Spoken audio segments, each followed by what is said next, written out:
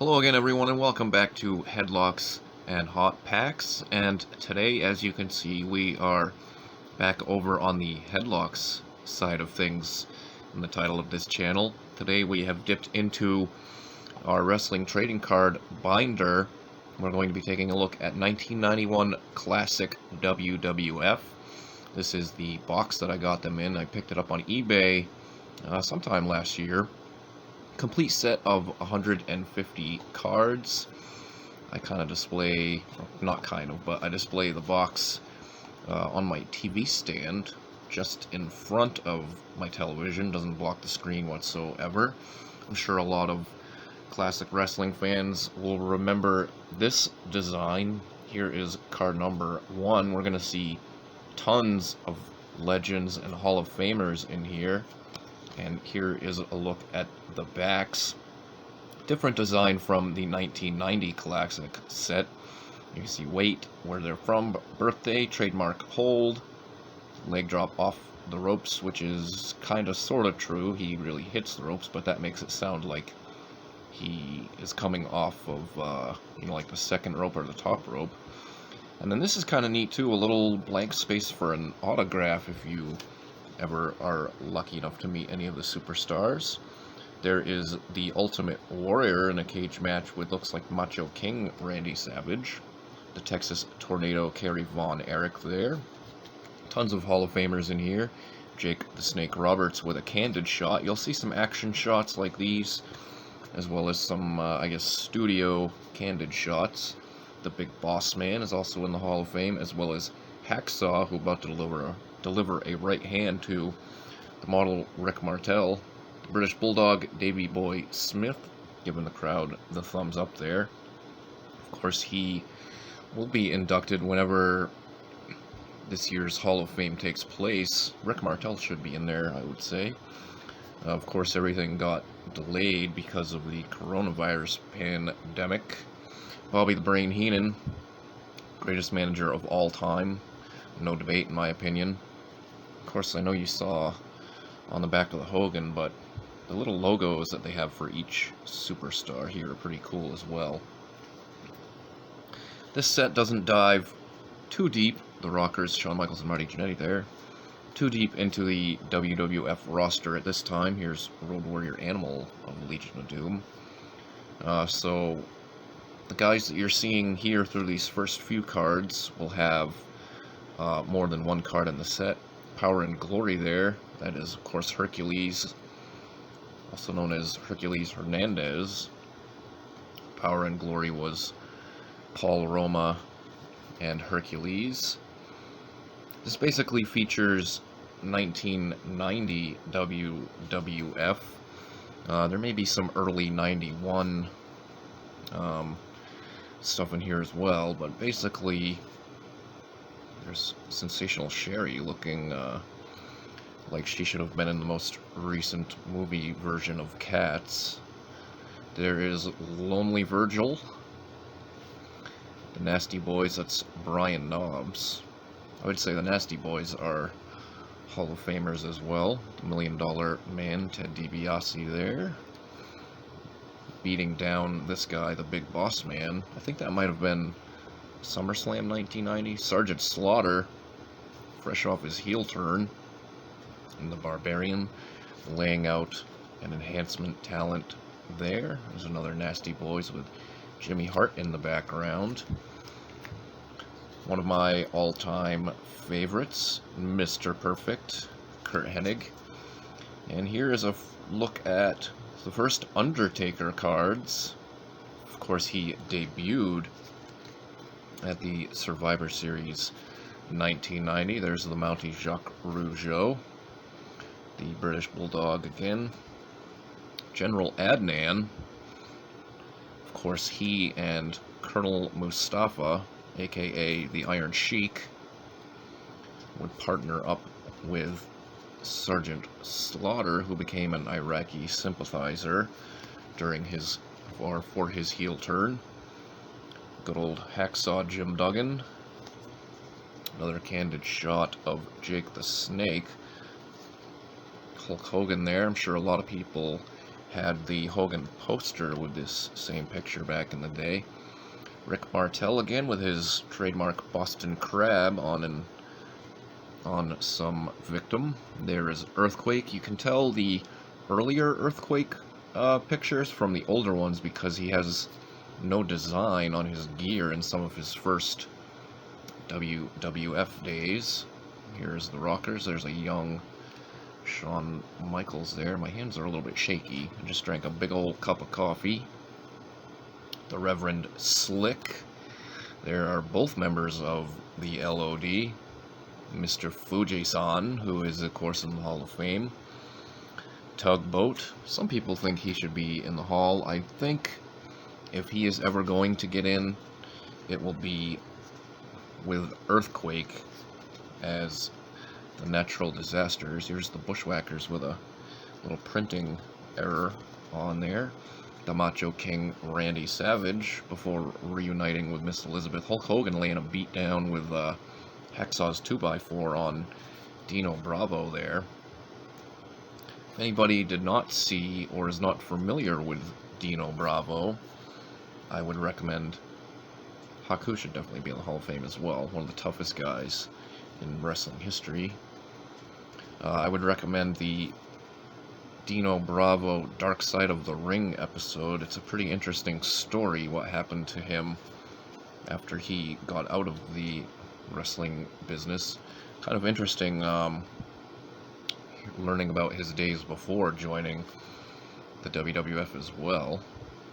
Sarge laying down the old knuckle sandwich on somebody. The Barbarian again with the brain. Here's another Mr. Perfect putting the hurt on Jake the Snake Roberts. Of course, I got to interview Jake the Snake Roberts a few years back. You can check that out here on the channel, one of our throwback episodes. This is probably the coolest picture in the set. Ricky the Dragon Steamboat. Well, for some reason, the Dragon Ricky Steamboat at this point. But that is an awesome picture. That would be a really cool photo to have, like, framed. Hulk Hogan telling somebody what you're gonna do, brother. It almost looks like they're pointing at one another here. There is Kerry Von Erich again. Very unusual to hear that he was competing at that time with a prosthetic foot.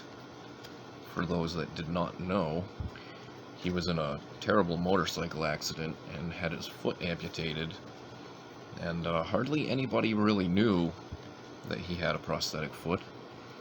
Remember, Roddy Piper has spoken, or had spoken about it at one point. There's the Rockers again, saying that once Kerry would get comfortable with someone, he would kind of let them in on the secret.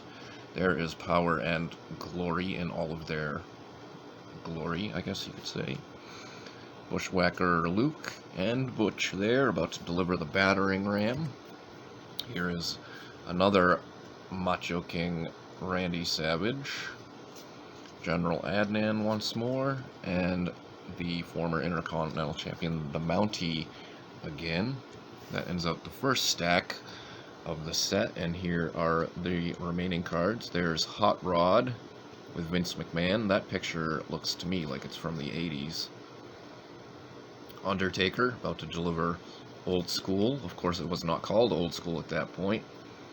Perfect with the Perfect Plex on the Big Boss Man. I want to say, I might be wrong, but Boss Man is the first guy I can recall kicking out of the Perfect Plex, at least off the top of my head right now. So here's an older Earthquake picture because there's no logo on his gear there, as well as that one there with Hogan. Again, I think that was 90 SummerSlam. I could be wrong. Paul Bearer have his autograph hanging up on the wall, an autographed Undertaker 8x10 signed by Paul Bearer. You can check that out in the Wrestling Room Tour video. Ultimate Warrior with his foot on Bruce Pritchard there, aka Brother Love. Yes, he is a model. The model Rick Martel had a pretty good run as a member of Strike Force with Tito Santana, as well as the Can-Am connection before becoming the model. There's the Undertaker putting the beat down on Tugboat. Kind of a weird Undertaker picture where those little gray things, whatever you call them, on his boots have fallen down. Here's Mr. Perfect putting the hurt on someone. Slaughter and Adnan there before the Iron Sheik returned to play Colonel Mustafa. The $1 Million Dream on a jobber there. Hogan waving Old Glory. There is Road Warrior Hawk dropping the fist. Mr. Perfect with his version of the People's Eyebrow. I can do the People's Eyebrow, but I actually do it this way with the left eye. I can't do it with the right eye for some reason. Another highlight from that cage match between Warrior and Macho Man. This also was during the time where the Ultimate Warrior was the WWF champion. There's Hacksaw with Earthquake under his arm there. Power and Glory with Slick, before Power and Glory changed their gear from the black trunks to black tights with some design on them. The Bushwhackers again. There is Tugboat before becoming Typhoon to team up with Earthquake. There's the Barbarian looking like the Jackalope from, what was that old show? It used to be on After America's Funniest Videos. It was hosted by Dave Coulier. I can't remember what the name of it was now, but it always featured this make-believe animal called a jackalope. It was basically a rabbit with antlers like that. Boss Man there, another Hacksaw Duggan. There is more from the Jake Roberts Mr. Perfect match. Another Boston Crab for, I'm not sure who that is. It kind of looks like Jim Powers a little bit. Dragon Ricky Steamboat after a victory. Another Mr. Perfect in his trademark, I guess, baby blue singlet. The $1 Million Man showing off that beautiful $1 Million championship, which did not actually cost $1 million. Here is the Macho King once again, back-to-back Macho Kings. Hawk with those tries bulging out of his skin. The Rockers, Earthquake, last few cards here in the set. Another Superfly Snuka. A lot of people have mixed feelings about him these days. Again, you need to watch Dark Side of the Ring to find out more, if you are not aware already. Texas Tornado again. Jake the Snake getting spiked by a pile driver from Ted DiBiase. Another squash. That Earthquake looks eerily similar to the one earlier in the set. Candid picture of the LOD. There's Marty Jannetty dropping the top rope fist on somebody. Another Macho King Randy Savage. Last couple of cards here. There's Earthquake squashing Hacksaw Jim Duggan. And the final card in the set is the model Rick Martel from Cocoa Beach, Florida, which of course isn't actually the case because he is French-Canadian. So that'll do it for this episode of Headlocks and Hot Packs. Thank you for tuning in, everybody. Please go ahead and hit that thumbs up button down below, and if you have not subscribed to the channel yet, please smash that subscribe button. So thanks again for watching, and we will see you next time.